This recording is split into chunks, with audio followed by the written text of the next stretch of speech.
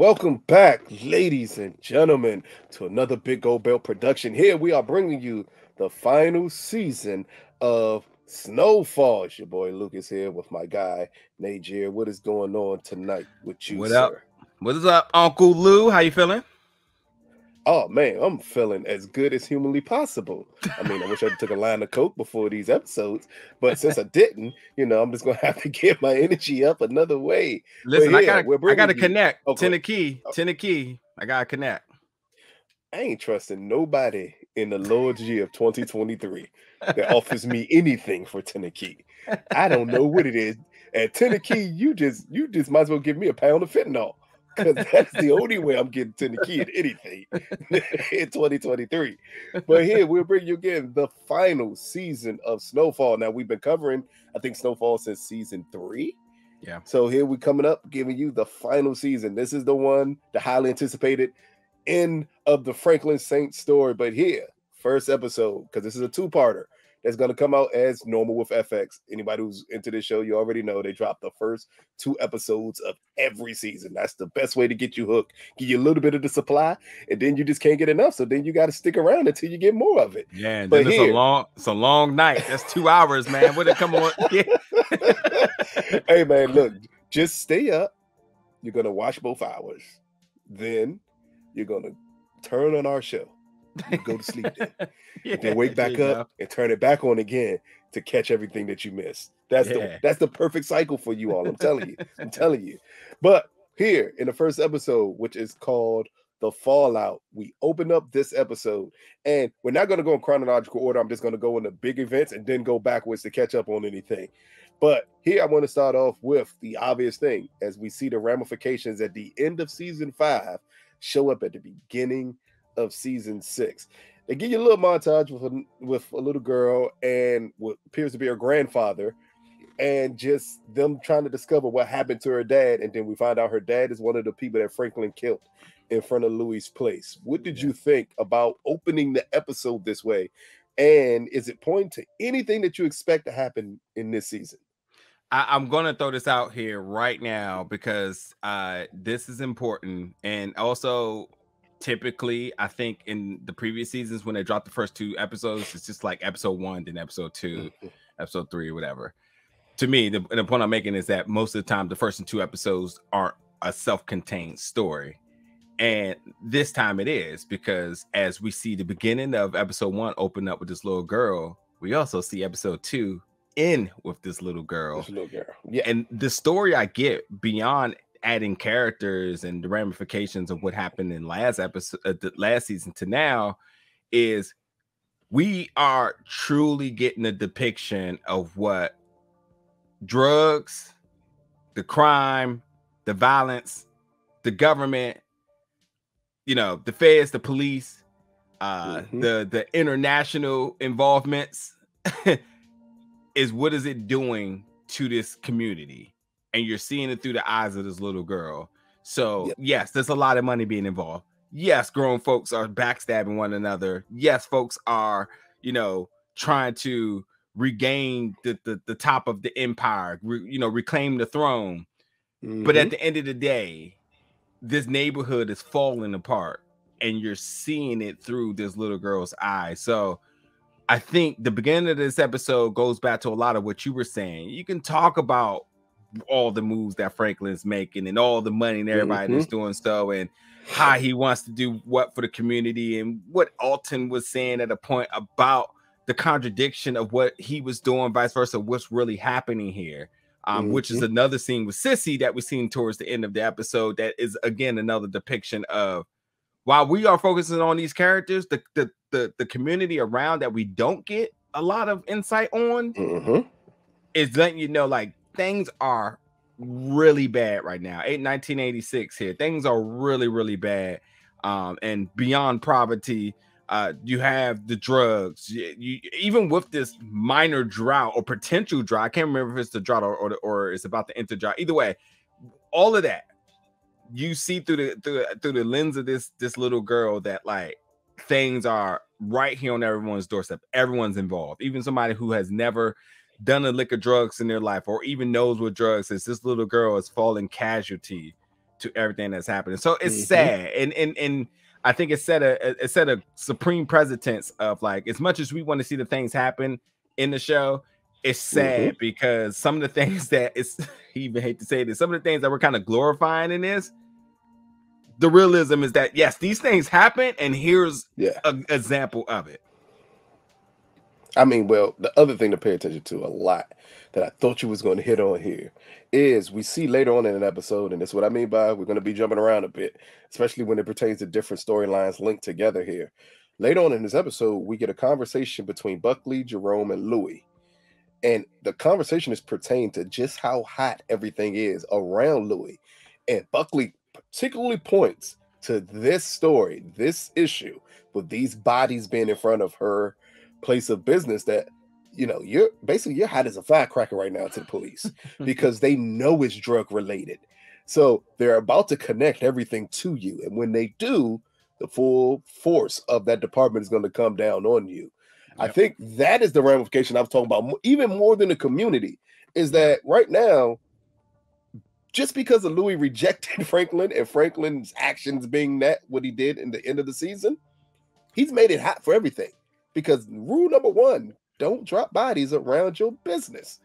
So what do you think about, just again, when it's revealed that that is a huge ramification that now Louie has to look out for, even to the extent of them attempting to get Buckley to help solve the problem, and him had to point out, like, I'm not on the force anymore. This is something that can't be covered up anymore. To me, I mean, especially with the year. I'm sorry. Especially with the time frame in the year that we're in. Right, and that's a lot of what the montage said as well too.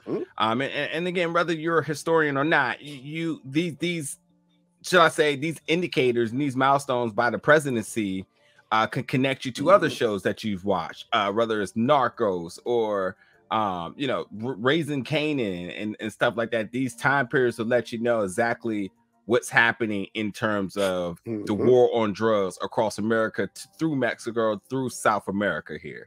I don't think Louie cares. That's the difference here. I think we see Franklin being affected by it.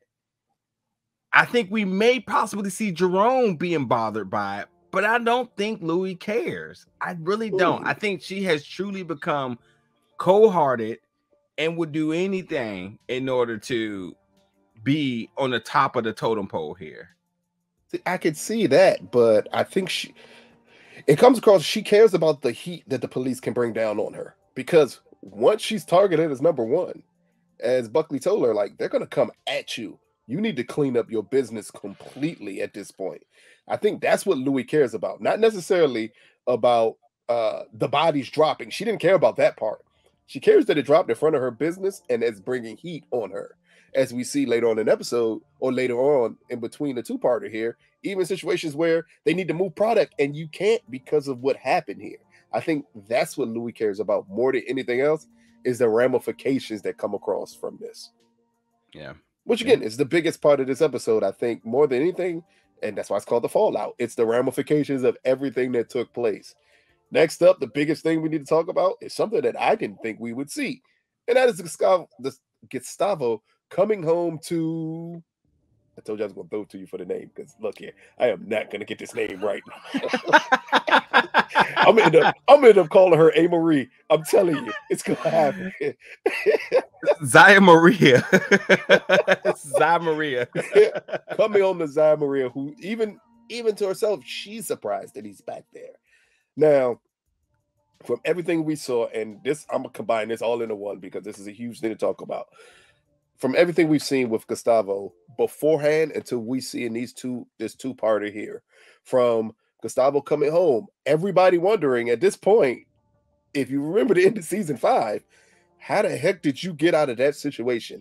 And was it possibly with Teddy's help? And then him going to him being concerned about their place being bugged, and him saying, Teddy didn't bug this place. Someone else did. And then we see that Gustavo is turned informant.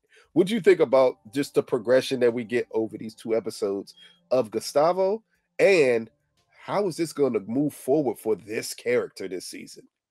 Yeah, I think once a member of the cartel, now is prioritizing his own life his safety, and the family around him. I think things got too close and too real, and I think he's hanging up the cap for the rest of the season. I honestly, for 5 seasons now, and what we've known this character to be, that's all done deal now. He done left his legacy on this show, left his legacy on the streets. We're gonna see him prioritize his family to the utmost, and I think this may be the first time we see him extremely paranoid.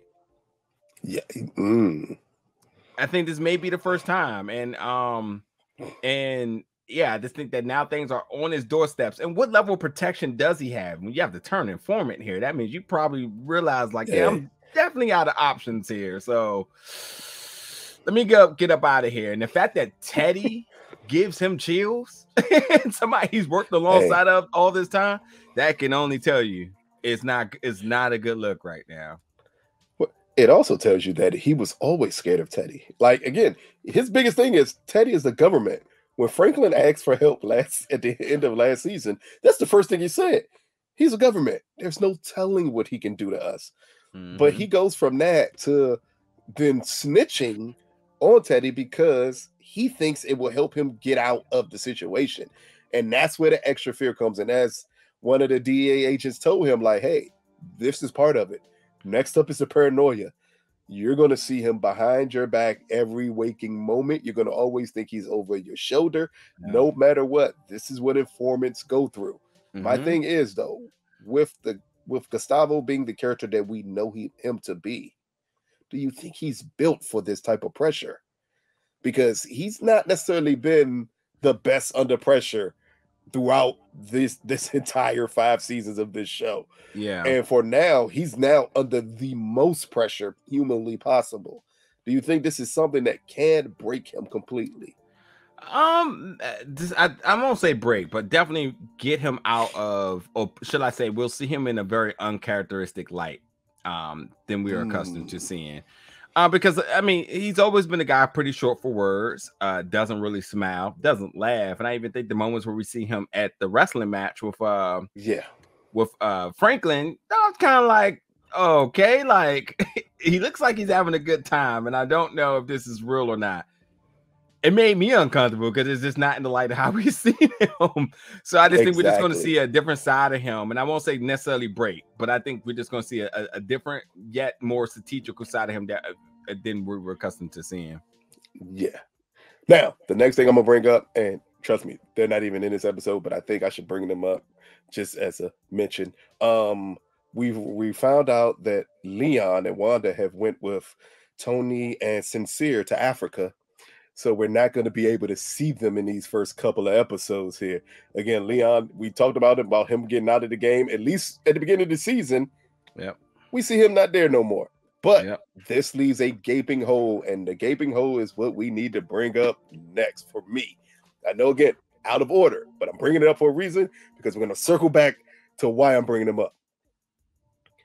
Here we get the issue with Dion and Jerome.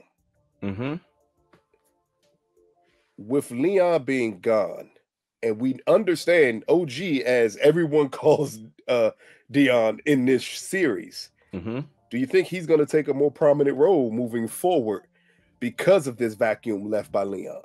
No. In the hood.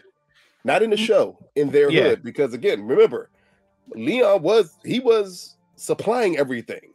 Right. Leon was the only little dude who he fully trusted.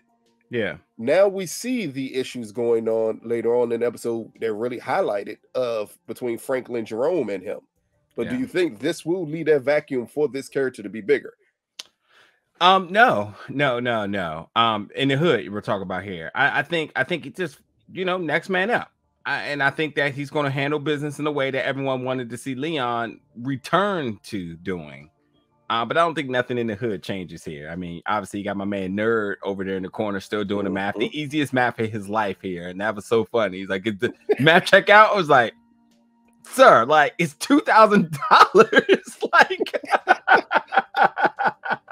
Like, what? Like, nah, sir. I don't know if that 12 is I don't know. Like, is 12 cheaper than 10? I'm not sure. That was completely unnecessary, but it's funny. But again, I think it just shows you that, like, the hierarchy is still in shape and fold here. So like, no, I don't see him to do anything different. I think by him still holding his own to Jerome lets you know that like business as usual. That's what's going on around here. So Jerome may think though, because Leon's not around or because OG's now in position that he may be able to come through and get favor in which he would normally, but no, business as usual. And but it's business, as he said. Nothing against you, sir. You're gonna have to come at 10 if you're gonna want this, you know. But think about it this way: how many times did he reiterate to Jerome, "I will prefer to buy from you"? They respect Jerome. Like, that was established last season. The respect is there, but this, I mean, like, and you would say it too. It's business here. The value of the product. It's nothing personal here. There's nothing in spite here. You know what it is. I will still work with you if you could come at this deal. Understand that that's how that works. It's the same thing if he was getting from his supplier or another supplier. You want a better deal. It's nothing personal. It's not like I dislike you or anything. It's just I just found a better price. So here I'm out, you know. So I don't feel the tension here. But if you're gonna go in this direction, can they stir something up here that is to come to light at some point? The real question is, when Leon returns, is it still business as usual, or do the totem poles gets reshifted a little bit here? I'll bring this up too. Not even just when Leon returns, we see the ramifications by the end of this episode. Again, Franklin brings it up. The only way that he would know anything about that drop is if he talked to Jerome about it. That's what I mean by the ramifications of things changing and Dion becoming a bigger issue, a bigger person in the hood, because clearly while he still took it from Franklin, he drew his line in the sand of whose side he was on. Because other than that, you're never going to tell someone else what time and what place your drop is. That's just never going to happen. That never happens. And that's why I said it kind of was iffy with Dion, and that's why I wanted to bring him up, because that's a huge thing that happens. But we'll circle back around. I mean, but Dion made it very clear he's not getting involved in all this family stuff. So to kind of add a little bit more context to that, did he solicit that information voluntarily or mistakenly? And that's what we got to determine. I would say for a person in his position, the same way I would think about Kane and anything he does, nothing is by mistake. It depends though, because sometimes when you get caught in this dynamic of like, oh, y'all beefing. Oh, okay, I didn't know. But he knew they were beefing though. Right. Again, but to what severity of it here? They're trying to kill each other. That's not determined. They just make it seem like, oh, we're just not speaking. It's not the first time they haven't spoke. Last season they didn't speak like that. It's a lot different now. Jerome is tactically going after Franklin to try to kill him and to get all his stuff back. I would say just by what we've seen from Snowfall, and then we'll move on next right after this. But what we've seen from Snowfall, and what we know about the hood politics being played here, the moment family disagree, most people think family are beefing and attempting to kill each other. I don't know if I agree with that. I don't. Oh man, yeah, back, yeah. If you're in that game, if you're in that line of business, there's no beefing with family without thinking family can become a problem that you need to get rid of. I don't know. I don't know. But again, I think like there's more context to come from this. Was it like I tried to set you up by soliciting this information, or like, oh shit, I didn't know it was this severe. My bad. And then what is Franklin's reaction to that? Because I'm about to say that's going to be the key part is what is Franklin's reaction to it? Because again, you gave up a location of a drop. I don't care, even if you didn't think they were beefing. The last thing you do is ever do that. And that's just the ramifications moving forward we're going to see. But let's get to the lovely couple here. Franklin and Veronique. I said Veronique. Veronique. I said Veronique. How you correct me and I actually said it right? Veronique. I want to call her something else. Veronique.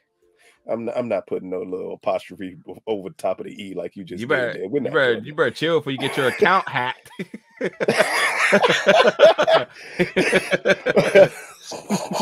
But the first introduction we get of the couple is Franklin bringing her to his new stash house. Now, we understood by the end of last season, her thing was Franklin needs to be out of the business.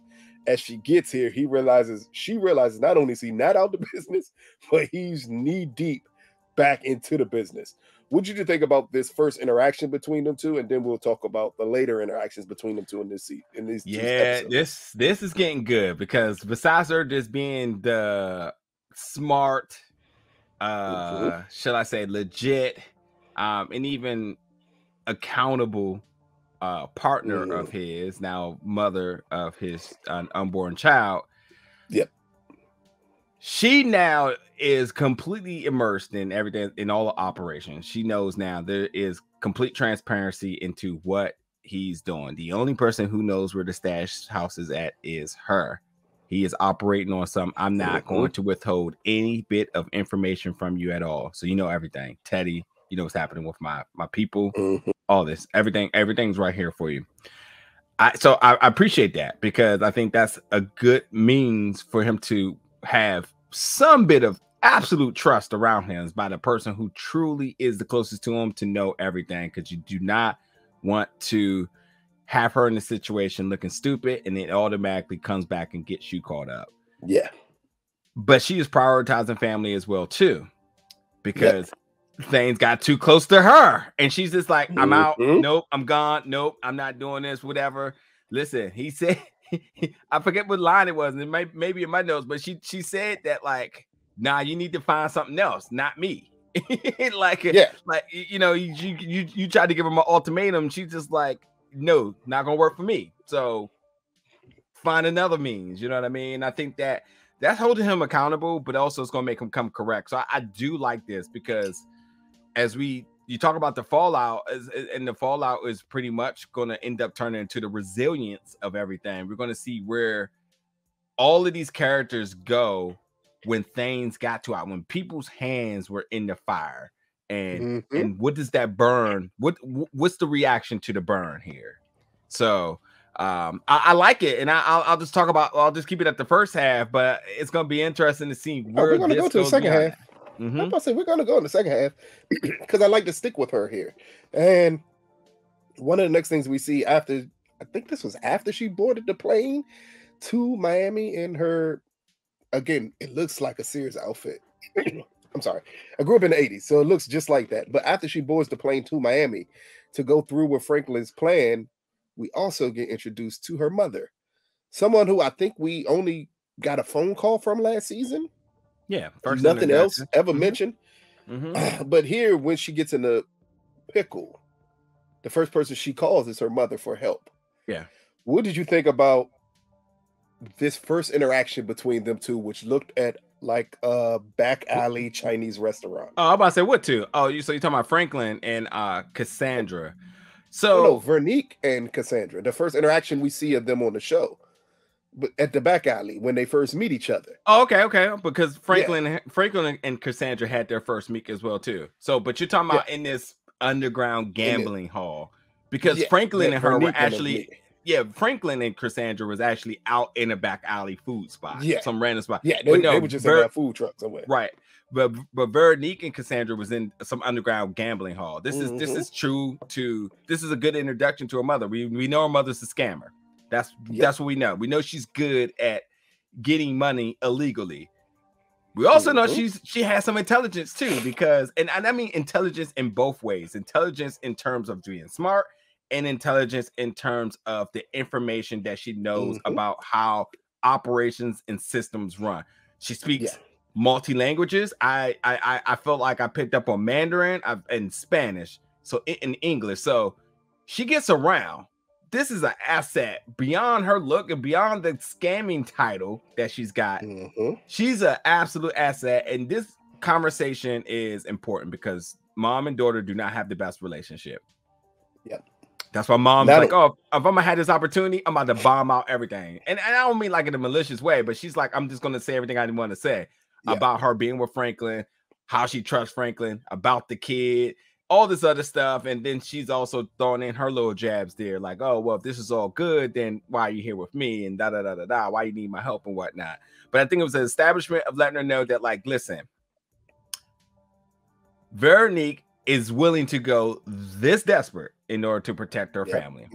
So she goes to see her mom and says, I need you to figure out where the hell Franklin money went. Because I know you're good at this. I know you got connections. And only a few people in the world can do what you do. It's her. It's because, you know, wow, let me not blow our cover here. But it's her and it's the one chick from the Fast and Furious series. The only two people that can get all these things that you need to get out of there. And in this phase, okay, so I'm a Fast and Furious mark, so I just had and why I can't think of her name right now, but it's all good. But the bottom line is that, like, she needs to solicit a type of skill set that only her mother could do. So do she trust her mother? No. But she got collateral because she's just like, well, you know, I know she wants to talk to me, so I pretty much get advantage to do whatever I want. I know she's probably interested in, you know, what's happening with me and my daughter, and I mean, bringing up the baby for the first time. Yeah, all of that.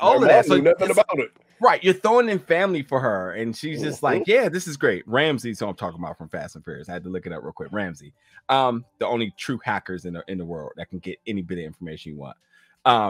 But the correlation besides the joke in here is that her mother has a once in a lifetime type of skill set or connection that she has to go through, and the fact that she was able to say, "Huh, okay." Cool, not even a sweat, not even concerned. She still played her gambling game while she was in taking this vast amount of information, knowing that she already knew was going to be a value attached to this because she knew there was something she can get from this and this money and her family. So, good introduction to the character, good introduction between the conflict of mother and daughter, and it's going to be interesting to see how that plays out. I mean, the first thing was her mentioning the money. The moment she said 73 million, she shifted in her chair. So that told you. You have my attention now. The other thing I paid a lot of attention to is when Veronique. Okay, I was to make sure I got it right. I had to think in my head. V-E-R-O. You will not judge me for mispronouncing that ghetto ass name. That is not a name you hear or see every day. They're gonna get you in the comments, not me. Well, whoever name is Veronique, they can come at me because I'm gonna tell you your parents didn't love you. That's why they named you Veronique. Veronique Scully, just so we know right now, okay? There's no Sully in this one. He flies a plane. He doesn't have a room of therapy. I got Scully right now, but Veronique, what I paid the most attention to is when she brought up it was the government that took his money, and the mom said, I thought we don't do government or mercenaries. And Veronique says, well, you have no problem breaking that rule. And the mom says, no, it was you who broke that rule. Do you think eventually, because I think that is a little bit of conflict that we haven't fully addressed with them too yet. Franklin kind of brings it up later on when he says your mom left you in a prison cell. Like, could it be because of that rule was broken? And is that something or a bit of foreshadowing that they want to do and show us about where the mom's loyalty in the end would lie if it became between her and her family? Because she's already made the decision once clearly and decided me getting away is way more important than you. Yeah, this sounds like a story out of Fast and Furious franchise, actually, because when it comes to family, you know, some people prioritize it over the other, and then some people prioritize the corruption over one another, even if it has to be over family. And I think that's just what it is. I don't think it's anything more, anything less. They both both things got close to them, and mom said, "Whoops, I'm out." And Veronique took the charge, and that's just what it was. So, and because they both knew the life that they signed up for, you know, things like that happen. So, like, that's why you don't feel the supreme tension. Yeah, you don't trust her. You may not love her like mom, but you just like, yeah, she's good at what she do, but I would never let her get that close to me again like that. And that's where I think the predicament is. Now, granted, the real question is, what is Veronique's true skill sets here? Because I tell you, when she boarded that plane, I was like, oh, that money gone, bro. Hey, that's the first thing I'm still not over that thought process yet. That, in all honesty, Franklin sent her somewhere to open up an account. What makes you think she ain't the primary person on the account? Because in the end, a scammer is going to protect themselves before they protect anything else. Yeah, her family, her and their kid is going to be in Cuba with Alton. That's what I'm waiting on here. In all honesty, that's what I'm waiting on to see. Oh, here. Tupac now, again. Yeah, Tupac is alive. My bad, but he's just not in Cuba was yet. In Brazil. He's in Brazil with Brian. But next up, the thing we want to talk about again, because we're not necessarily going in chronological order yet. We're going to go back to do that. So y'all, just in case you missed something here, we're trying to give you the reintroduction to all the characters. Next up, of importance here, we're reintroduced to Teddy. And the moment we're reintroduced to Teddy, we see he's again on the hunt to find out who killed Avi, got it right, and who kidnapped. See, I'm just going to him, and he's not paying me no attention. I'm here. I said Avi, and I said and he's out to find who killed Avi and who kidnapped, and then I threw to you. Because I'm gonna say Priscilla. Killed. If you want me to say Priscilla, sorry. Priscilla. Yeah, hold on, I got to place the syllable right here. Parasa. There we go. Parasa. There you go. We go. There we go. Here, and then we go as this is our reintroduction to Teddy, as he's again attempting to find out these two things while also finding out who was that at Avi's house. What did you think about when we see this reintroduction, him going back to Avi's house to try to find out what's going on, and him met by very dangerous men who could care less that Avi isn't around and could care less who Teddy was? Did this just seem like we were going to possibly see Teddy down and out at this point in the season of him attempting to find out all this information? Or was it a little bit of foreshadowing that he would have to switch directions on how he would pursue everything? Yeah, that more the second one, but I wasn't even considering that, so I don't really have any follow-up on that yet. I gotta think about that a little bit. But yeah, I now that you say about it, it makes sense. But only reason I brought that up is because clearly we understood how important Avi was to him. If these are men attached to Avi, it's a reason why Teddy would still need them, and that's for the guns. Yeah, but they clearly at the point where they don't care. They're like, oh, he didn't matter, and neither do you. Right. And as you know, folks who's been, checking out our reviews for Godfather Harlem, listen, understand just while drugs, it comes, it dries up, it comes back, and people make money, the rates change, all that other good stuff. Understand that when it comes down to the war on drugs, the most important thing is the word that's not in that statement. It's the war on guns, and who controls the guns is the most powerful person, period. So in this case, we have Avi. In Godfather of Harlem, we got Jose Batiste. Yes. So this right here is possibly, I didn't even think of this right now. I think we see Teddy in the most desperate situation ever, because Parasa he loves, can't even fake it. He fakes like he don't when he's not around her, but when she was missing, my man was sweating. Panicked. Because there's where's Parasa, where's Franklin, but who killed Avi? Hold up, you forget? Did you forget the what I'm gonna do about these guns? Because clearly that is focused on his mind. Is I need to know what I'm gonna do about these guns. Yeah, and when he goes back to the CIA, and that becomes a focal point. And also, I picked up on something between that conversation here. In case, maybe because I can speak to this just a little bit. In case people don't understand, you say when he's talking about his feet being muddy, and what does that mean for him to come back into the office? What is he basically trying to say? He is CIA. He's just as a contractor, because if something happens to him, they can cut him and cut ties with him.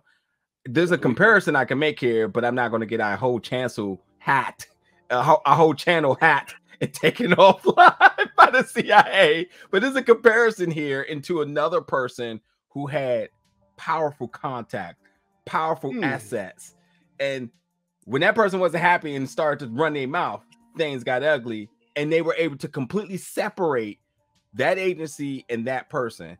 So understanding that he is saying, listen, things ain't going so good on my side of things. I may have to come back into the office. And they'll say, well, you need to clean the mud off your foot before you get your blue badge back. Blue badge being a federal employee, green badge being a contractor here. So this is, again, another person completely desperate, completely shifting their whole program because things are pretty bad right now. Exactly. Things are getting too hot and too close. And I think that Mr. Teddy, who feels like he's untouchable, seeing his girl get got, seeing Avi being gone, can only mean like, shit, am I next? If Avi got then who may not come for me without the full protection of the government here, because they're half in and half out.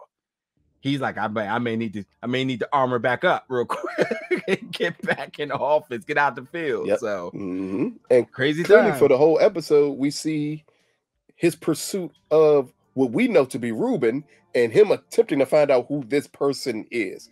Like, that is his main focus. Even when we get another pivotal scene with Teddy here, and that was when Louie came for the re-up. And one, he did two things that he's never done with Franklin. One, whenever Franklin had family beef, Teddy separated himself from it and said, I want no part of it. Like, I'm not supplying anything. Two, I don't remember, besides possibly the first time him and Franklin met, of him giving Franklin any work on consignment. No. But he clearly did that to Louie. Now, when this meeting happened between Teddy and Louie, do you think Teddy only did that because he understood the guilt that technically he brought this drama to her? Or his focus isn't on this. He doesn't care about the drugs right now. Because again, the drugs, okay, cool. The guns, problematic. I mean, the guns are a huge problem. I'm just paying attention to his reaction when Louie said he wasn't present. Robbed Franklin, and he was just like, "Oh, okay, yeah." And she said, "And he robbed me, and I'm gonna need this on consignment." The moment she said that, I swear it was a look over Teddy's face, like, "Oh, that may have been because of me." So of course you're good for it. No one says that. I think he gave her 300 keys and said you're good for it. Yeah, again, both of our thoughts here. 100% of him just realized like, oh, maybe I had something to do with that. But then also the other side of him like, okay, but this ain't my focus. I don't really care right now. I think he is completely distracted by the bigger problems I have. I think he's literally looking at it as like, this little family bullshit ain't got nothing to do with what I really care about right now. I think that's where his mind is at. And also I think that he got enough intel to know, like, okay, well, either one of y'all had anything to do with Avi now, so I can completely just cancel y'all little drama out, and focus on what's next. Which I do think we see the trajectory of blame slowly going around every possible person. So it's okay. Is it Jerome and him? No. Is it Franklin? No. Gustavo? Is it? Okay, no, it's not. Who's this person in this picture? Who is this? Okay, cool. I'll say that. That's when the big change happened, when he found Persuela. Persuela? I'm saying Persuela. Persa. I'm going to say Persuela. Yeah, I'm going to get that. I'm going to get that spelling for you real quick. No, it don't even matter. I literally have it spelled properly in my notes and still going to say it wrong. Okay, cool. Persuela. After he finds her. Parsa. Break it up in your notes. Parsa. After he finds Parsa, and we get the picture drawn of Ruben, and we see his focus completely shift away from everything else to find out who Ruben is. Priority. All priority. Do you think it's only because Avi got killed by this man? Absolutely. It absolutely is. And I think that when you can start checking off the things that you need to accomplish, his errands for the day. It's like, all right, Paris is home. Good. One, give a shout out to her having this photogenic memory here, because this sketch artist, she needs another job. Perfect. Yeah. That was a perfect picture. Because when I saw it, when I saw the picture, I said, I cannot wait to see how bad of a sketch this is. And that shit was on point. I was like, what the fuck type of talent she got? You can't tell me he ain't commissioned Bob Ross to draw that picture. For real. So, but yeah, his priorities are shifting because Paris are being home. He's checked off other folks, and I mean, why at the same time that Gustavo's worried about the phone call he's about to get. Mm-hmm. He's not actually on his list of possibilities here, but Gustavo obviously gets a side of relief because of this amazing sketch artist of Parisa eliminating him from possibilities of being in the and who's responsible. I mean, she helped lots of people. The moment Teddy asked her, "Did you get that's it?" Helped him. View of his face, and she said yes.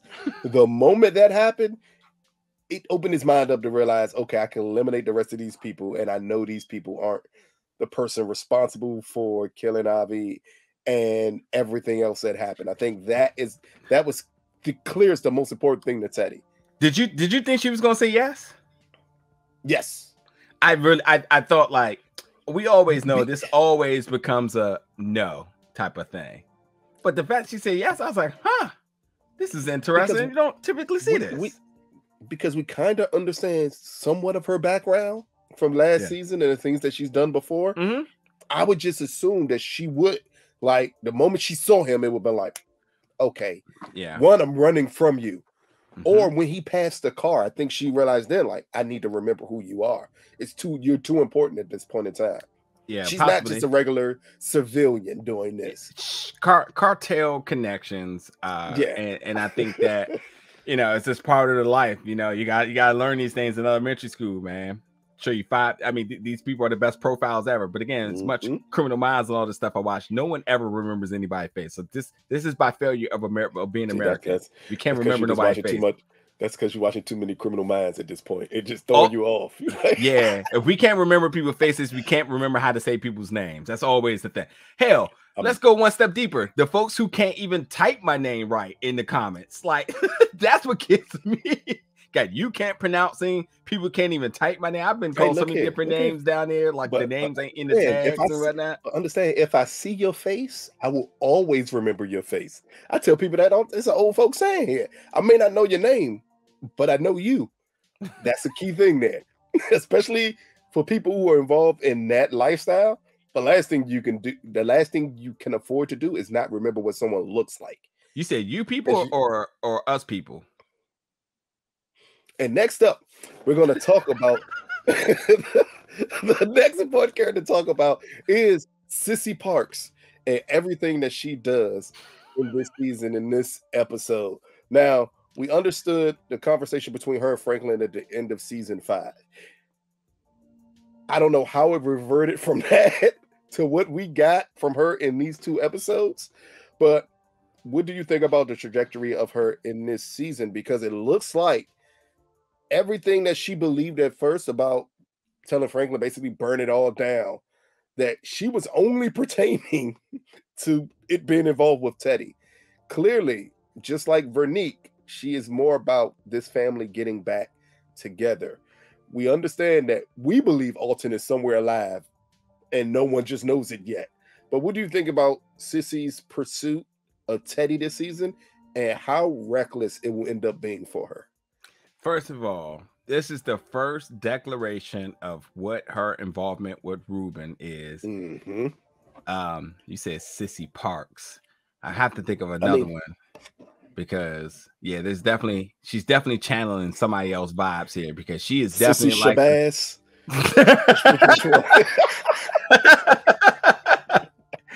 But I mean, listen, she's anti-American right now because of everything that the government, everything America and everything her son, but she probably won't take any accountability for that, has done to ruin the community and everything around her.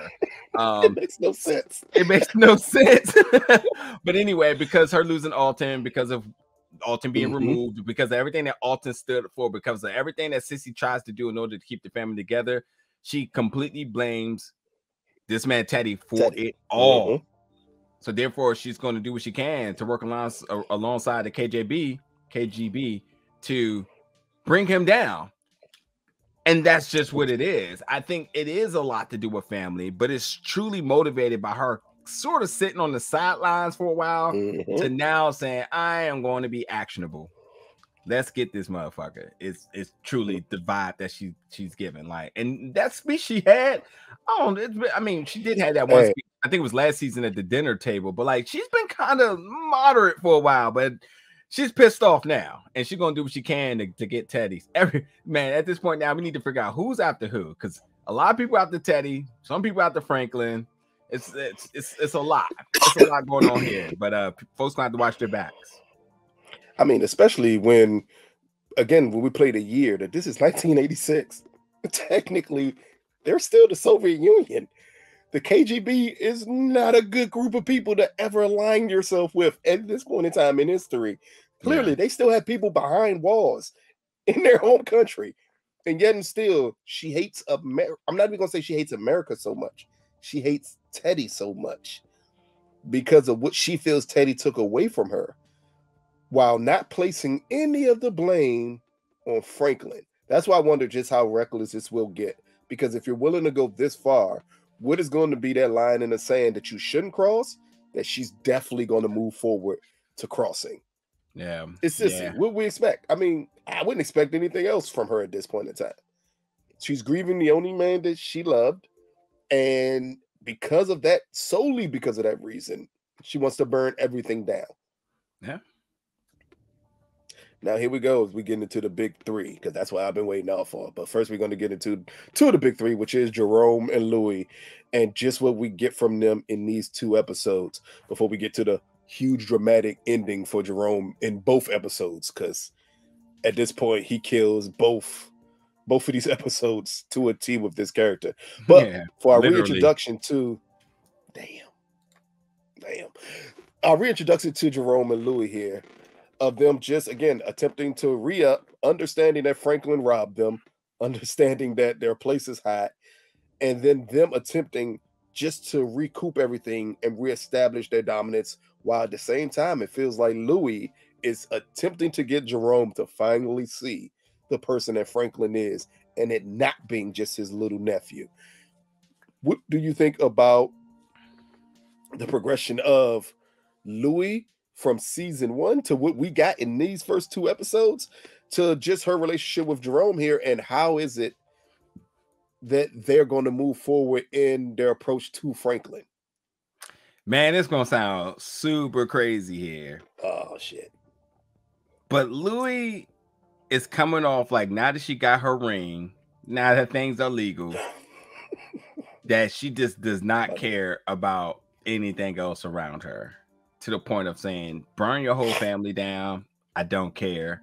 It's me and you versus the world. Like, she took those wedding vows and said that, and now it's truly just us. And like, to death do we part. They don't say your family. Yeah. And so it's alarming from a family aspect, because they've all been considered she's Aunt Louie, but now she comes off as Jerome's wife. As Franklin also he said that ever since you married that B, ever since you married my aunt, because that's what it is. I know it sounds crazy, but like, it's Black families, folks. Like, when you're around a family, a couple of holidays, you get a title: aunt, cousin, uncle, cuz, something, whatever. So it's just the fact that, like, you can tell the shift in like the family aspect here. Louie doesn't care about the family; she cares about Jerome, the business.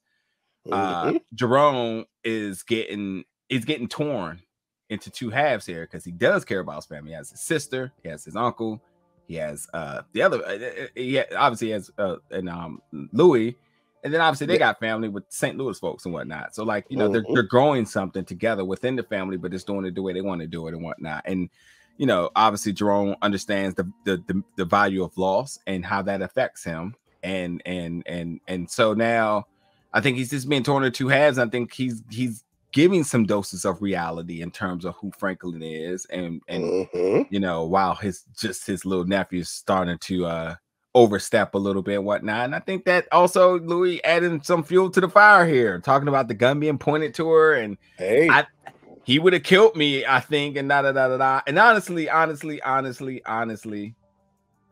ain't buying that. She hyped it up way more than wait. She hyped it up because she knew. Do you not remember last season? I do, but I think she Franklin. Go ahead. I'm gonna let you finish. I'm just gonna say this. Franklin clearly told her, if it becomes between you and my money, I'm definitely gonna kill you. I think that was. I always wondered why she held that from Jerome. Well, I'm gonna let you finish, or just because again that plays more into Franklin's mindset. But continue with Louie's mindset. I just don't buy it. I think she hyped it up because she knew Jerome would react in the way he was. She know that Jerome does not play when it comes to her, rightfully so. Not mad at that at all. But she know the moment that she triggers him, it's a wrap, and that's what we got him to go out and do. He became like an uncaged animal and went after any and everybody who was in his path. I don't think she really think Franklin was going to kill her because you know why I feel that way. Because Jerome called his bluff the same way he knew that he wouldn't kill him in the restaurant. So I think they both know, and this is the family feud part. And then anybody that and I obviously, either I could speak to, what we see on television or just depiction of how I see families argue and whatnot. Yeah. Things get dirty at times. But when it really do come down to it, at the very core minimum bottom of it, there's still that love for your brother, your sister, your mom, your dad, whatever it may be, that there's that really, really thin line of, okay, I won't kill that person. You'll do everything else, rob them, whatever sorts of different things, but you just won't kill them. And I think that that's where it's just like, oh, Franklin, you've done some completely fucked up things to us. You took all our money, all our product, all this other stuff.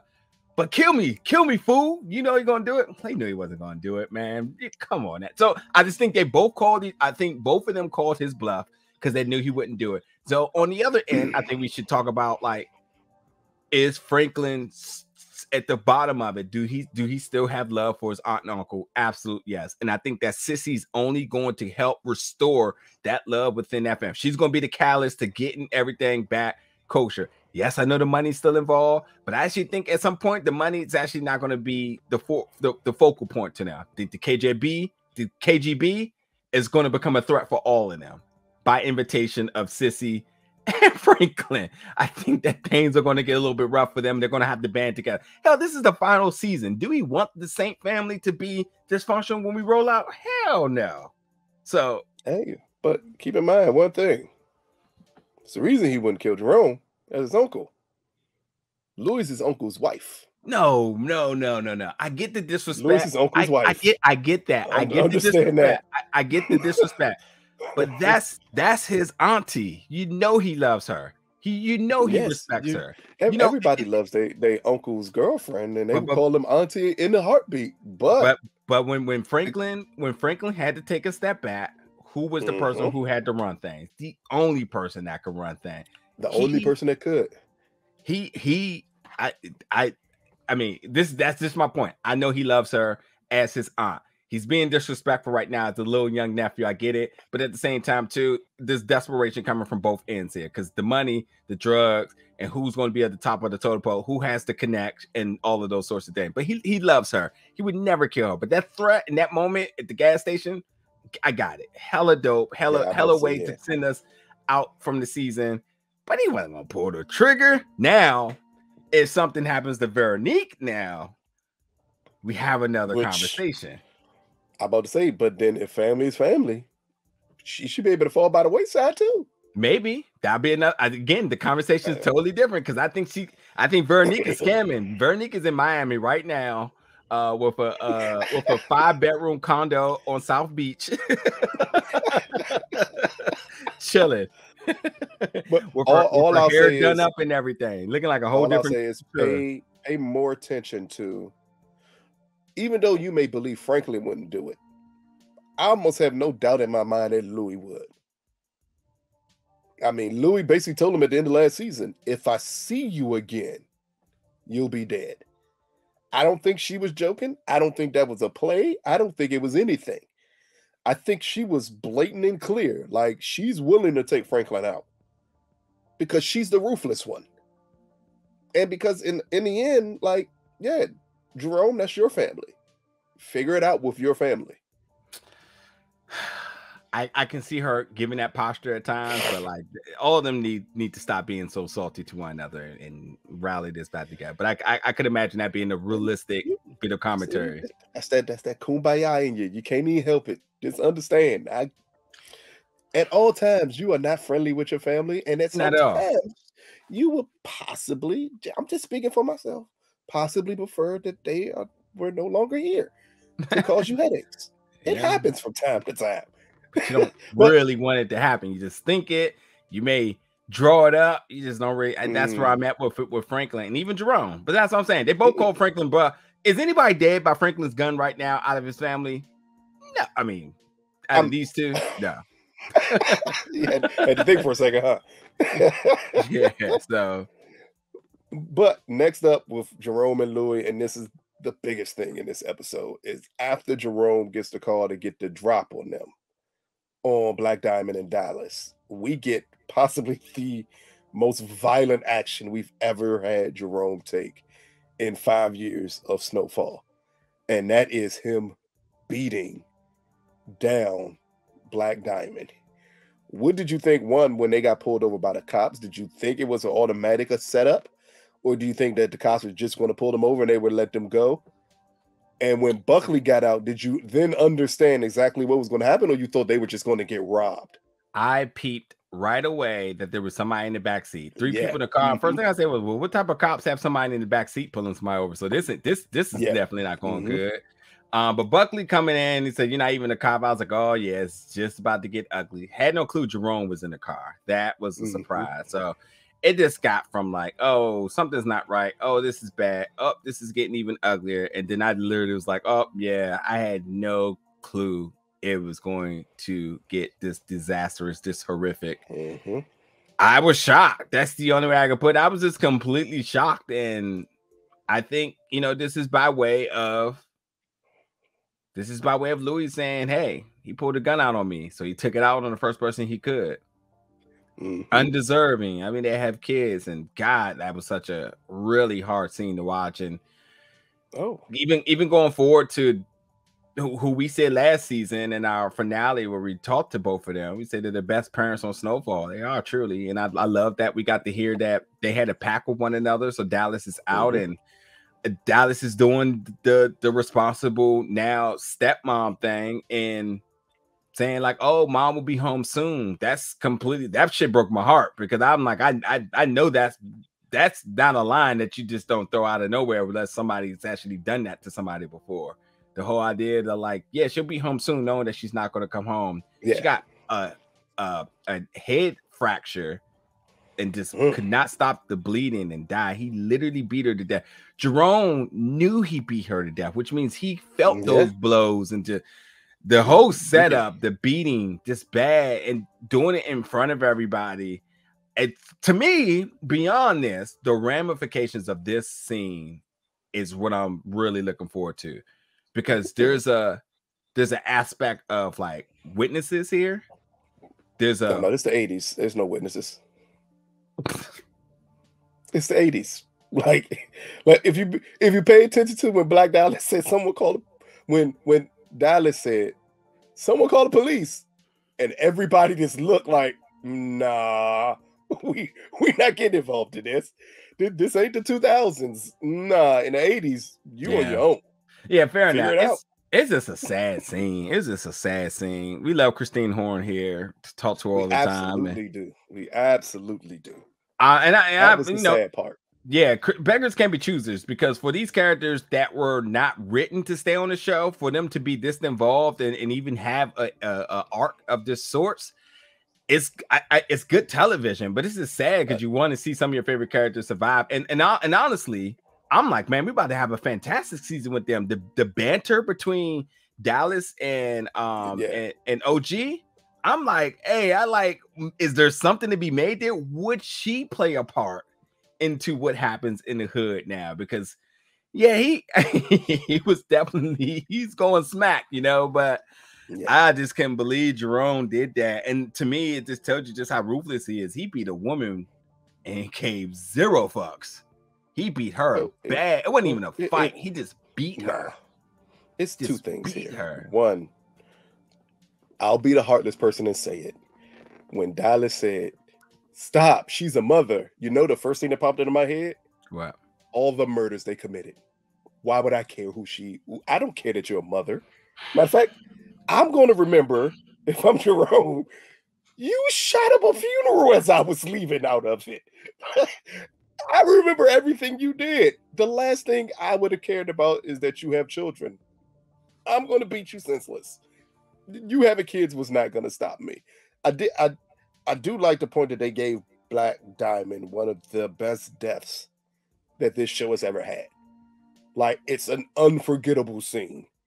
When you see him, when they pan back down to her after Jerome gets up, that's something that you don't see every day on any of these type of genre shows, of someone beating that bad. So it's an amazing death scene given there. Right before we get amazing, as you said, back and forth dialogue between them and OG, which I absolutely love. But when it came to like the whole mothering thing, it was just funny to me because that would have been the first thing I would have thought of. I think I would have shot you if you would have said that, because I would have remembered everything you did. Like, again, you can't be in the game and then pull that card out when you have no other cards left. That ain't the way this works. Texting Christine, you done shot up funerals, you done killed people, you done, you done stabbed multiple Lucas people. Said you deserve that beating. Hey, listen, I will say this though. Really, I want to pull back the curtains just a little bit. Truly, I stand by. I love the arc here, but her being written off in the first episode only tells you that business is booming, because she probably got another show to fill. So like, look, she up here having folks fix ceiling fans. I think she is perfectly fine right now. Yeah, so it's so, and honestly, either one of them at this point, it could have been flipped. So you can kind of think about that in terms of like booking and being availability and whatnot, but it still holds the same way, even whatever character is, because both of their stories are the same. They both have kids, they both were strippers turned given an opportunity killers. to get some street creds and being the comedic. That's the other thing, the comedic side of the show's now kind of swirling now. I mean, we still got Scully, but like, I enjoyed them for what they brought to the show. I don't know, I guess to talk about Jerome just a second, just to say like, yeah, I get it. It's part of the life, but like, damn, dude, like, I just wonder where to play his mental later. I wonder if it's gonna play a part. Well, I mean, I'm always a firm believer that once you get into this life, there's certain things you have to do. And Jerome talks about it later on, and we'll talk about that at the end of talking about Franklin, because I think that is as much a Franklin moment as it is a Jerome moment. But next up, the character to talk about is the lead guy here, and that's Franklin. And Franklin's mindset through these first 2 episodes. He seems desperate, out of place, at times a little reckless. Yeah. Like, from what we're seeing here from Franklin, we kind of see how these 5 seasons has worn down this character to the point where at first he was this bright-eyed kid who, even when he was doing bad, we kind of rooted for. Now he's at the point where he's this ruthless person that, in all honesty, unless you just want to like Franklin, I don't see how you like this character at all anymore. What do you think about the progression of him in these first 2 episodes, and from where we're at the beginning of Snowfall to in this final season, what they've done with Franklin? Yeah, I think once I really think to really remain a fan here, I really want to see how this plays out. It's really hard to assess overall till we get to the end, but I think that him becoming a family man adds another layer to his strategical planning and running and operating his empire, and I think that seeing him damn near broke at a point to a desperation of losing his security team, shall I say, and not well, truly security team, because Peaches is still missing. Clearly not his. But still without having Jerome, without having Cissy at times, and not having Aunt Louie there. I think we just see another side to him. And again, I think that as much as this first episode is called The Fallout, I think like the remaining part of the season is called resilience, because it's just to see where does everybody go and how does everybody bounce back after all of the shift and changes and lost and just maybe uncertainty going forward. So it's been fun rocking with Franklin Saint over the couple of years or over the years watching the show, but I think I have more of an idea to this answer as we get deeper into the season. Okay, now 2 important conversations that Franklin has this episode. One with the connected. I don't even remember. I don't even think they even brought him up, and that was the one where he told him, "I'm putting $250,000 on Peach's head. I need him dead, basically." Yeah. And the next is telling them, "I need to find out where Teddy's family is. Are they still in the same locations you told me before?" Yeah.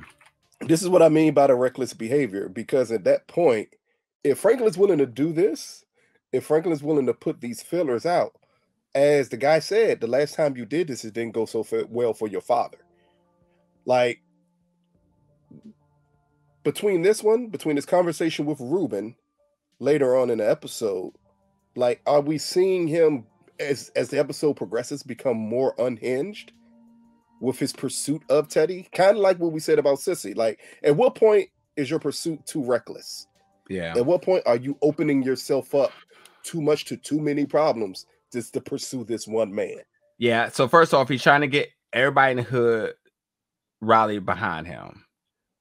And that's right. We're going to see all these different folks. I can't think of his name either that he went to talk about, went to talk to about Peaches and Ruben and I mean not Ruben and trying to get him to find out Teddy's family, reconfirm Teddy's family location and whatnot. I wouldn't say unhinged, but I just think like the strategy changes here. So we're going to see some very uncharacteristic movements from all of these characters. No one is exempt at this point now.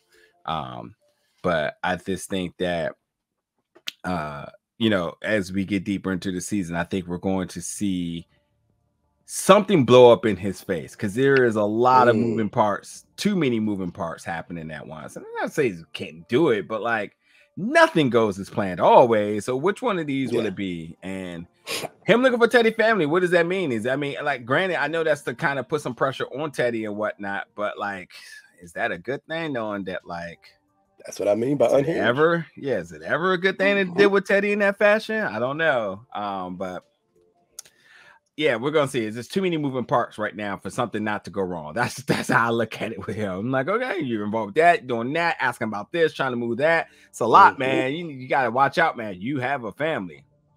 And I think that is the key part. And again, you're bringing up the family part of it. We get Cissy constantly talking to him about, hey, we need to mend this with Jerome and Louie.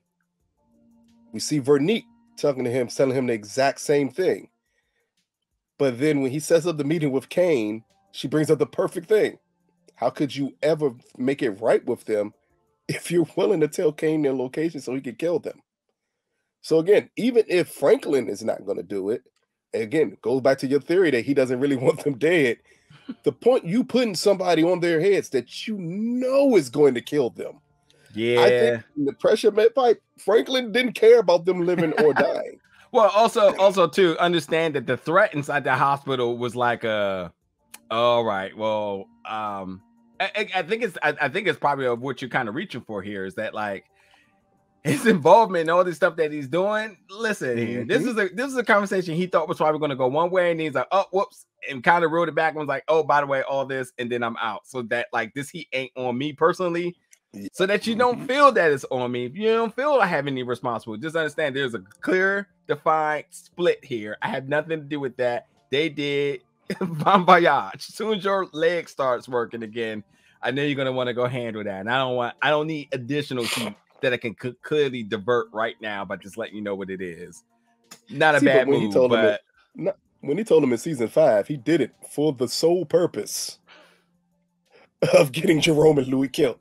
He did do it because he's like, I don't need you coming after me. It was more, no, I need you going after them. Yeah. Again, goes back to your theory.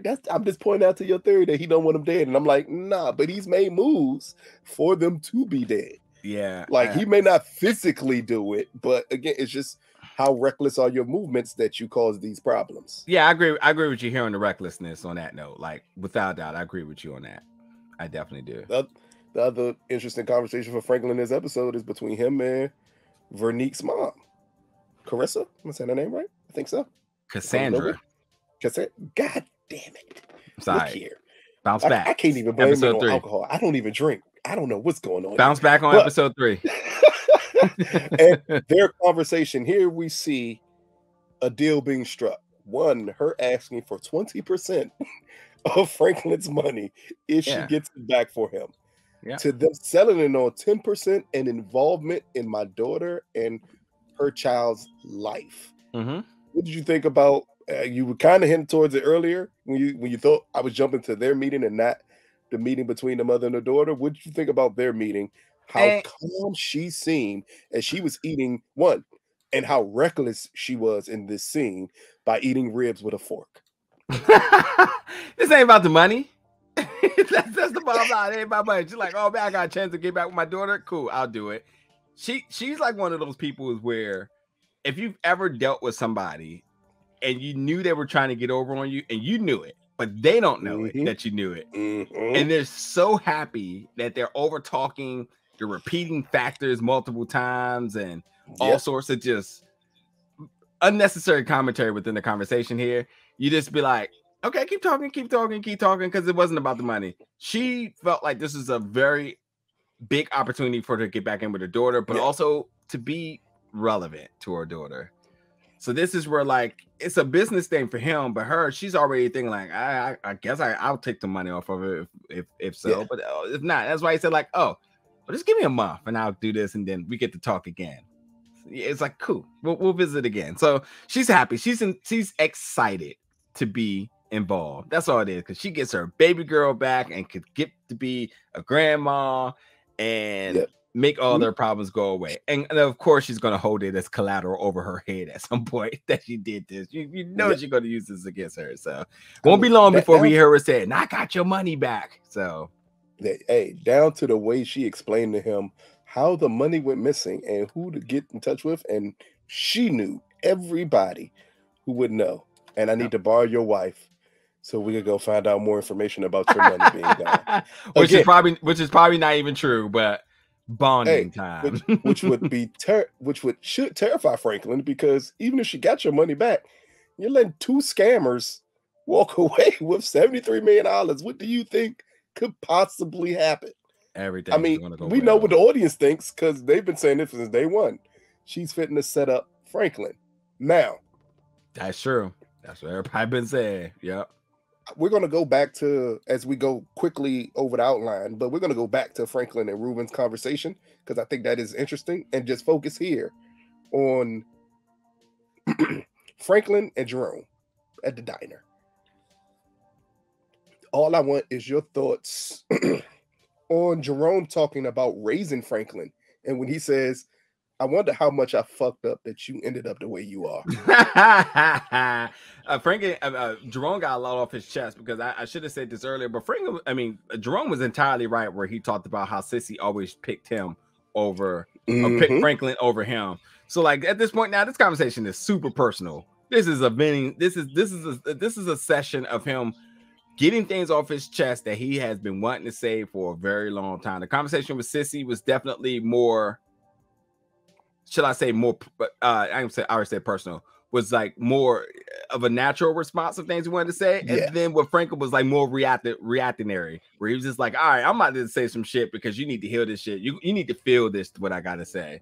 So to me here, I just think that this is just him doing some damage control with his feelings to just let it know what it is, and nothing more, nothing less. I don't think there was a result. I think he just said like, listen, I'm not about to hold back anymore. I used to protect your little ass, probably change his diapers and all this other sort of shit. Not no more. He gonna feel this, and that's just what it's gonna be, and that's where I think he's at with it.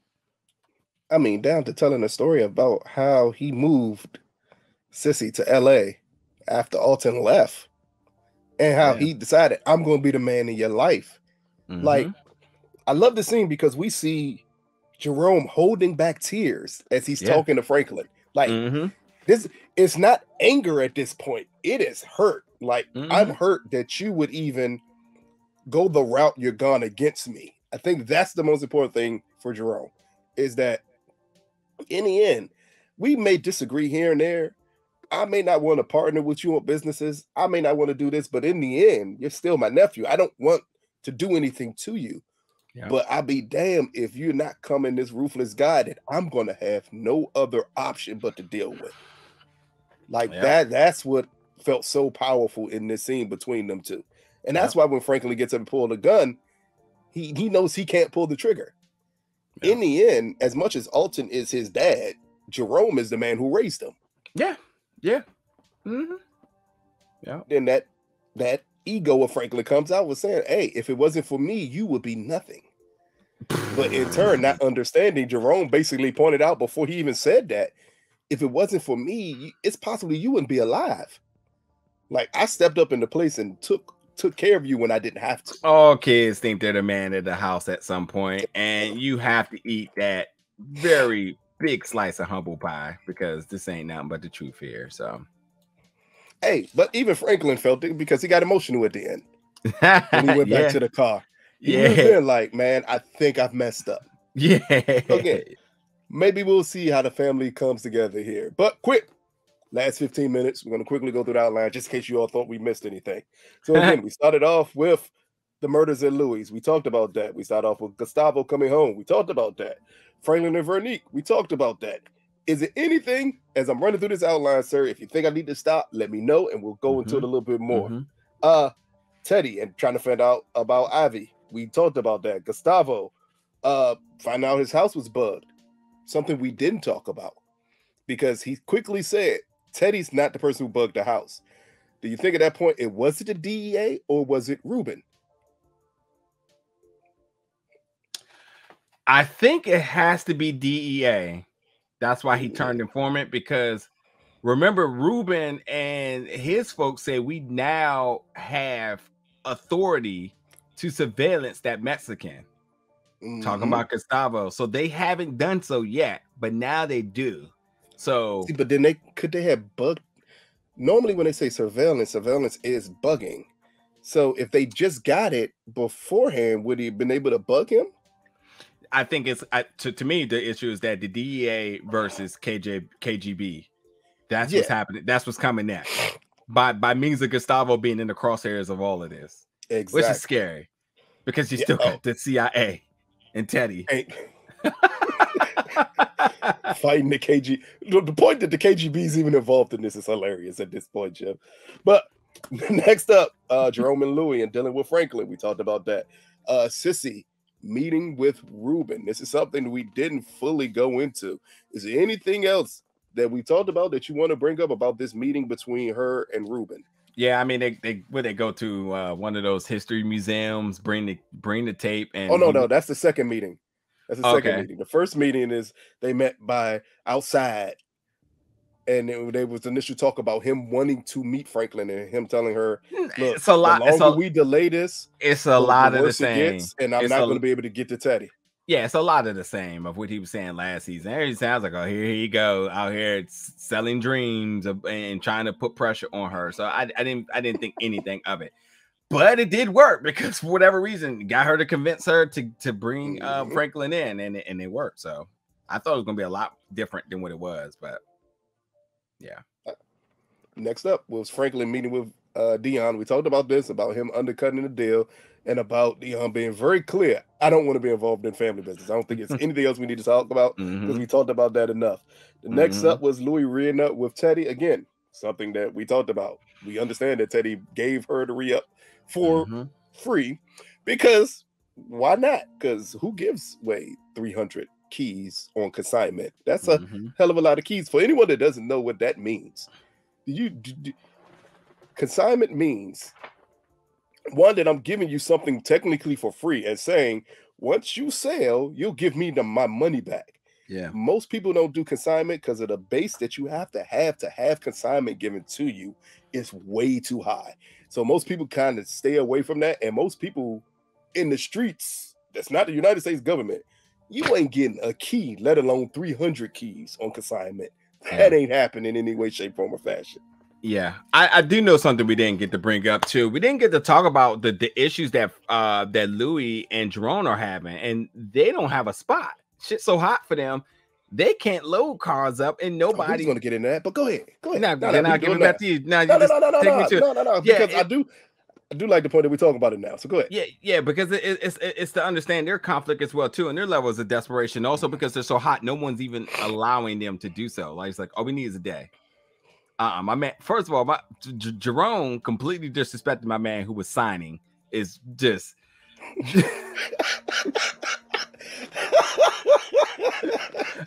Gee, I guess this was foreshadowing of just how bad of a person he could be. You know. He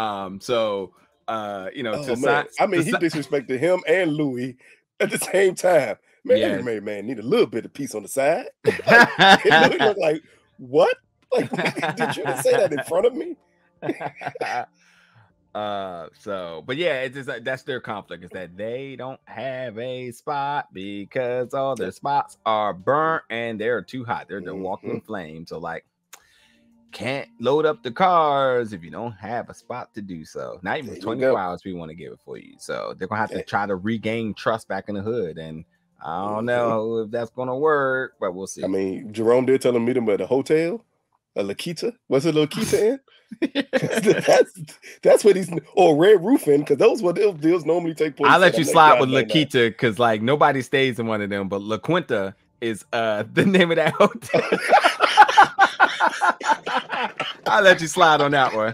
Hey, look here. Everybody in the hood called La Quinta Inn. Look here. I know. L-A-K-I-T-A, no one stays there. Huh? Yeah, no one stays there. No one stays there. Well, let me not disrespect folk. Maybe it's a good one in your town, in your city. Where I'm from, you only go there to make certain transactional exchanges with either people or product. Yeah. Next up was Dion meet with Jerome. Again, we talked about this already about Franklin undercutting the price, and Dion basically telling him, hey, I want to buy from you, OG, but you got to meet this price. And it ends up with technically Dion telling him, hey, they're coming at this time to drop us the money and the bricks, and we're going to do our exchange at this time. Next up was Teddy meeting with his CIA contact. I think that's Steven. It just didn't look like Steven. And I wasn't sure. I'm like, maybe they switched actors. I wasn't 100% sure. Right. But here, again, same thing about Teddy needed to get his feet clean. And Teddy basically saying $73 million gets you pretty clean nowadays. And them fully understanding, like, yes, what you have is of high interest to us. And we kind of want it and we need it. Yeah, right. And the assets and everything. Like, Teddy comes in, is super valuable to them. Yes. But the PR involvement, if everyone, the whole KGB tactic is to get dirt on the government. So the same thing that the CIA is trying to prevent and detach from is exactly what they're going after. So like, that's the conflict here. Is you want this guy, but he has to come clean first before they can bring him back in. Otherwise, they bring him in, you could throw down a whole government because of this one person. There you go. Yeah, so.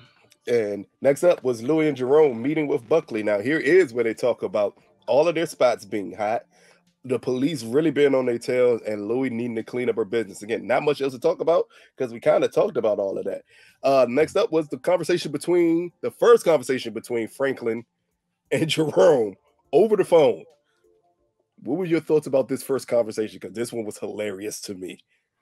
I can't even remember this one. The first conversation over the phone. I know when Franklin like, oh, what's up, Unc? Because said, oh, this motherfucker finally called me back.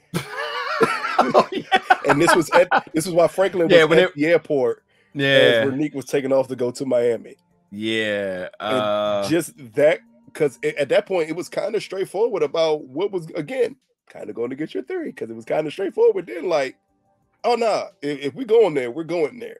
Like there's no beating around the bush about it. Like, if I gotta take you out or you gotta take me out, so be it. Like, I think this is where the true battle lines were drawn between Franklin and Jerome, because this was the first time that we've seen Franklin disrespect Jerome. We've never seen that. Yeah, right. They're just wasting each other's time, though. That's all it is. It's nothing but a Twitter beef at this point. Except no Twitter.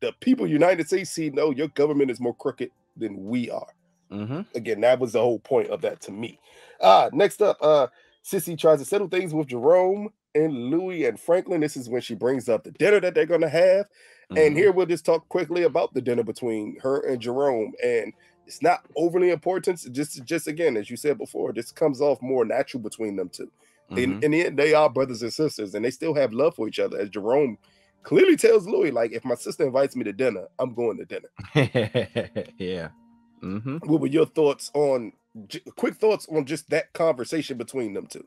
Yeah, again, it goes back to Louie. I feel like trying to divide him from his family. And I think he had to make it very clear that, like, regardless of what you're saying, because I commit a lot to you and everything, but like, if my sister called, it's not even a question. Just so you know. I know you know that me and Franklin are beefing, but that didn't mean I ain't cut off my whole family here. So that ain't got nothing to do with Cissy. Nothing to do at all. So just know when she called, I'm gone.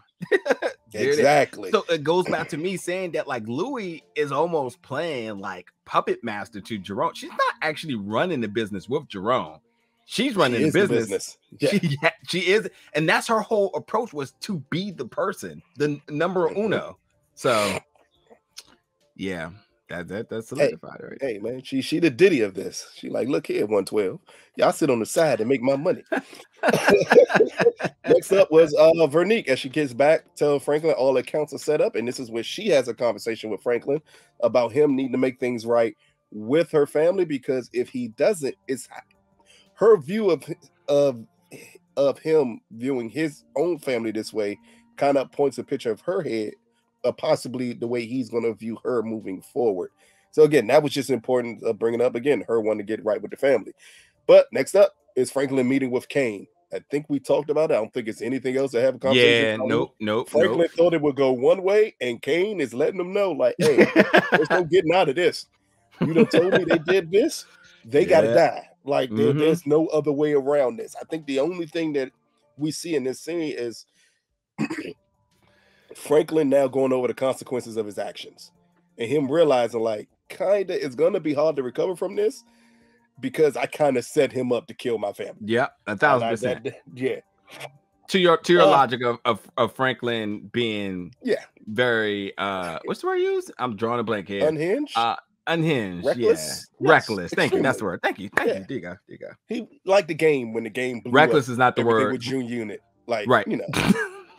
Reckless is the word I agree with, not unhinged, but yeah, okay, got it. Okay.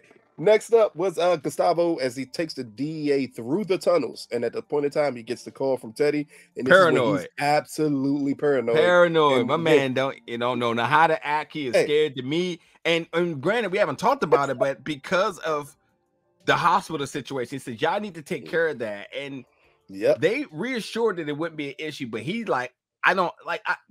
This is how I operate as like a person. If you say you're gonna do something, I don't believe in just doing it and just being silent. No, do it. Tell me everything you did. Either that or just confirm that it's done. And that's where he's like, y'all did it yesterday, right? Okay, cool. Because he's paranoid. And we're seeing this new side of him. And he realizes, like, Teddy is swift, quick, and effective and efficient when it comes to getting what he wants. I don't have time to be playing around. Get this done. And when he got that call, my man Gustavo literally knew it was a wrap. It's crazy to think Gustavo art went from like, oh shit, the call, I'm done. Oh, it's not about that. Okay, cool. Let's go watch wrestling. Exactly. Oh, shucks. Next up was the meeting between Jerome, Louie, and Scully. Now, the only thing I took away is Scully again in his infinite wisdom that he has of basically telling them, you need to set things right with your family. And as Jerome Pager's going off and he's like, it's my sister. And like, hey, you think that's a coincidence that your sister calling as we having this conversation? And he hands him the hamburger phone. Anybody who lived in the 80s, I used to want this phone. I swear I wanted this phone so bad. I wanted this hamburger phone. Can still get. The point that he has one, I don't want it now. I have absolutely no interest in it now. But everything's coming back. I did want it. Next up was Veronique meeting with her mom for help. We already talked about that. Nothing else to really talk about here. Next up was Dallas telling Franklin that she was out. and tell him about the pact that her and Black Diamond made. Like, if one of them didn't make it through, the other one would get out the business and take care of the kids. That's right. Again, this is a very touching scene that you see here. Even more touching is that she gave the kid fat burger. Like, I mean, and again, what else makes you feel better? And again, the son wondering when her mom gonna come home and said, "Not yet." Sad. Mom went out for cigarettes and milk. We'll see if she gets back there. Next up was just Jerome and Cissy meeting for dinner. We already talked about that. Next up, Veronica tells Franklin he needs to meet with her mom. Who's Veronica? Veronique. You already okay. Veronique tells Franklin he needs to meet with her mom. We already talked about this. We already talked about the meeting with the mom. Yeah, Franklin's been really open to meeting new people. These 2 episodes. Hey, he met so many people. What a pleasant guy. What a pleasant guy. I mean, he may destroy a community, but that doesn't stop him from meeting with people. I'm surprised he didn't meet with Jesse Jackson this episode. But next up was Gustavo and Teddy talking about the picture of Ruben. And here we get the most pivotal part that we did not talk about for a reason is when Gustavo gets the picture of Ruben, one, how relieved he is, but two, him realizing I know who you are. This guy. Yeah. And then we get him going to it and realize he saw him at Jerome and Louie's wedding. And this leads to the conversation between him and Franklin at the wrestling match. And this was a very intense conversation between the two, as Franklin tells him that picture is radioactive. And you know what that means? It will burn everyone around. Yeah. And basically him letting Gustavo know, I won't tell you who this person is until you get me Teddy. The weird part is Gustavo only wants to know who this person is so the information can get to Teddy. Yeah, for real. Also, so one, they're going to, I got to throw some wrestling in there. So they go to a wrestling match, a very underground luchador is probably in Tijuana. They're probably across the border at this point, down in TJ. Looking at some wrestling. But the wrestler that was unmasked was Peter Avalon from AEW, which getting some checks. May not be getting no screen time on TNT and TBS, but certainly getting him a check being on Snowfall. So good for him. Good for Peter Avalon. Hey, it's always good to see a luchador being unmasked. I remember the first one I saw. I think it was not a good feeling. Eddie Guerrero Jr. Was it Eddie Guerrero Jr. That the first person? Not Eddie Guerrero, Chavo Guerrero. Chavo wasn't unmasked. That was the first person. First person you probably seen unmasked was probably like Rey Mysterio was unmasked by Chris Jericho. No, but that was WWE. I remember somebody in NWA being unmasked. That was WCW. Oh, NWA. Oh, yeah. Okay. Eddie never wore a mask. I don't know if Chavo. Yeah, Eddie never wore a mask. I remember Chavo in the mask though. I don't know why. His whole family. I mean, all of the Chavo Guerrero's bloodline wore masks. Yeah, so it could be. I didn't watch NWA. Okay. I was too young. Thank you for making me feel old. So, next up is Gustavo meets with Franklin. We talked about that already. And the last part of it was Franklin and Jerome. See, we ran through 2 episodes, people. Yeah. In an hour and 37 minutes and still gave you all the information. So, sir, any final thoughts on these opening episodes, the fallout and the sit down of the final season of Snowfall? Yeah, I think the biggest thing is just how the episodes connect here. Again, from the little girl from the beginning to the end, by seeing the result of violence and seeing how violence can escalate, and all her and being a kid is by falling casualty to it. So it's a small little tidbit that surrounds everything. But overall, I'm ready to get into the rest of this season. Like it's the final one. And things have been, the foundation has not only been paved now, but they're ready to build. And I think it's going to be an amazing final season here. Now, do you think the connection was the little girl, or was the connection Jerome and the little girl? Could be, but either way, I think it's going to play a part where Jerome taps into a bit of his like consciousness and realizes that's why I think this little girl and the things they're doing is going to play a factor into it. So it's him seeing the face of their actions, and that's what hit Jerome harder than anything when he saw her in a diner. Because he saw at the beginning of the episode when her father was dead, and he's like, man, get the little girl. And then you fast forward to the end of the episode and he sees her face. He clearly not. That's the picture he's going to see whenever they do things they're not supposed to be doing. But again, thank you for checking us out. This has been our episode of Snowfall. Again, episode 1, Fallout. Episode 2, The Sit Down. Both of these will be coming out on the 22nd of February, Wednesday. So check it out after both episodes drop, because they will be dropping back to back. Click into our review. Let us know what you think. Like, comment, subscribe. Let us know if you think Nature is wrong, that Franklin is a monster, like I think Franklin is a monster. Let me know if you believe him and Louie being reckless and just abandonment and says screw family and wants everybody dead. Let us know if Cissy is going to go to Mecca to meet Malcolm X and help save all Black people. No, Wanda and what's the face is already there meeting with him right now. Nah, they would sincere in them off of Belly. Like, wow, this is beautiful. I've never seen something like this before. But again, tune in not only for our review every week of Snowfall, but tune in to Big Old Belt for reviews and drops of everything humanly possible. We got so much content coming. We got so much content filming. We have so many great contributors who are going to help us promote and give y'all as much beautiful shows as we can with coverage. I think that's it. That's it. I'm tired. And I'm not feeling well, but I made it through an hour and 40 minutes. You did it. You did it. Hey, I got names wrong. I've been coughing a little bit. No, you're very healthy. You're very healthy when names are wrong. It's when I worry when you start getting them right. Anywho, until next week. Thank y'all for tuning in, people. Peace.